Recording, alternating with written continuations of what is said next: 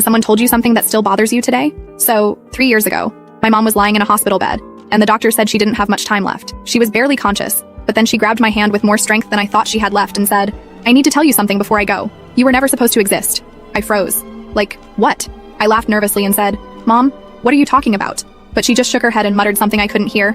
I asked her to explain, but before she could, the monitor started beeping like crazy, and nurses came rushing in. I was ushered out, and she passed away that night. For months, I couldn't stop thinking about what she meant. I asked my dad, and he got weirdly quiet. He finally admitted they had split up briefly before I was born and said, "Your mom and I, we had some complicated times." He refused to say more. Then I found an old box of letters in the attic while clearing out her things. One letter stood out. It was from a man named Paul, and it said, "I hope one day I can meet her. Does she look like me?" I felt like my stomach dropped to the floor. Who the hell was Paul? I confronted my dad, and he finally broke down. Turns out Paul wasn't just some random guy. He was my real dad. My parents had apparently reconciled before I was born, but my mom never told Paul about me. Here's the kicker.